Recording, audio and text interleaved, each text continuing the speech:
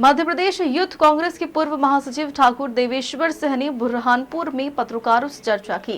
इस अवसर पर उन्होंने कांग्रेस के न्याय गारंटी अभियान को लेकर जानकारी दी है, जिसमें उन्होंने कहा कि इंडियन यूथ कांग्रेस ऐप के माध्यम से सामान्य जनमानस से जीवंत संपर्क कर लोकसभा चुनाव में सर्वाधिक वोट प्राप्त किए हैं और कांग्रेस का यह अभियान मध्य प्रदेश में शीर्ष पर है। एक अभियान चलाया जिसमें हमने बुरहानपुर नेपानगर में लोकसभा के चलते युवा कांग्रेस के माध्यम से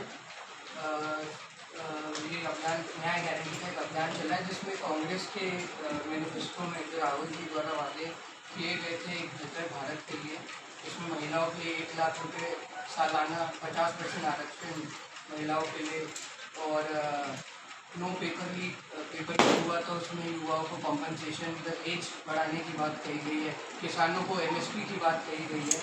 ऐसे कई गारंटी जो 10 मुद्दे हैं गारंटी के, वो हम डोर टू डोर गए और हमने इस अभियान को चलाया। डोर टू डोर जाके सबको समझाया कि कांग्रेस की क्या इस बार भावना है, कांग्रेस कैसा काम करना चाहती है, इस देश को कैसे आगे बढ़ाना चाहती है, जो ये लोकसभा में एक बहुत ही बड़ी महत्वपूर्ण भूमिका निभाएगा बुरहानपुर और नेपा के लिए, जिससे एक जागरूकता बनी है कांग्रेस के पक्ष में, महिलाओं में खासतौर पर और युवाओं में।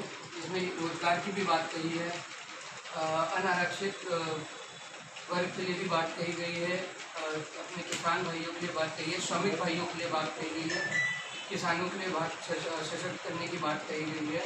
और आप सबको मेरे को बताते हुए बहुत प्रसन्नता होगी कि ये अभियान हमने जिले और डिस्ट्रिक्ट असेंबली तौर पे चलाया, पर आज की तारीख में हम लोग प्रदेश में भी इसमें सबसे आगे रहे हैं। बुरहानपुर मेरे नेतृत्व में बुरहानपुर सबसे आगे रहा है आज प्रदेश में भी न्याय गारंटी के अभियान। आंकड़ों में कितना आगे हैं हम?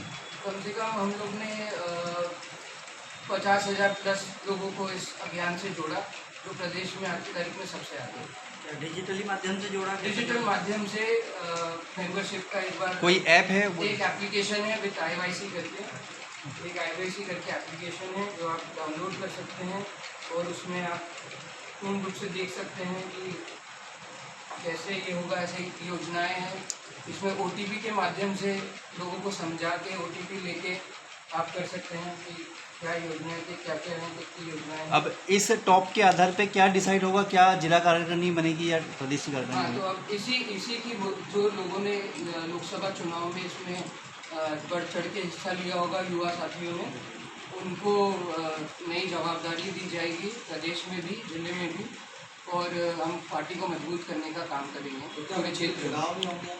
जी, इस तरह पहले चुनाव अब यही एक बड़ा आधार होगा चुनाव में जाने के लिए भी अगर होते हैं तो, पर अभी तक तो यही जो सबसे ज़्यादा काम के आधार पे ही व्यक्ति को उनका समर्थन मिलेगा। तो आपका क्या पद अब बढ़ेगा? आप अब मैंने तो सिर्फ पार्टी को मजबूत करने के लिए काम किया है। मैं पहले भी पूर्व में जनरल सेक्रेटरी रह चुका हूँ प्रदेश में।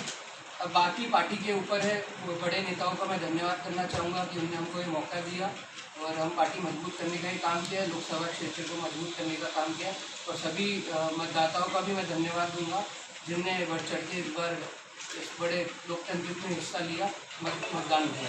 कम से कम 7 से 8 दिन में पूरा किया। इससे क्या लोकसभा चुनाव में कुछ फर्क पड़ा है? युवाओं महिलाओं में जागरूकता बहुत ज़्यादा बढ़ी है और लोगों ने, आप देख सकते हैं जो आंकड़े हैं वही एक सबूत है कि OTP के माध्यम से जब हमने लोगों को जोड़ा तो एक बहुत बड़ा भरोसा लोगों ने हम पे जताया OTP के माध्यम से। तो लोगों तक ये बात पहुंची है, घर घर तक, ग्रामीण क्षेत्रों में, शहरी क्षेत्रों में बहुत युवाओं ने और महिलाओं ने इसमें हिस्सा लिया है, हमारा साथ है। तो परिणाम कहीं ना कहीं फेवर में होगा। आपके अभी तो मैं पूर्व जनरल सेक्रेटरी हूँ युवा कांग्रेस में।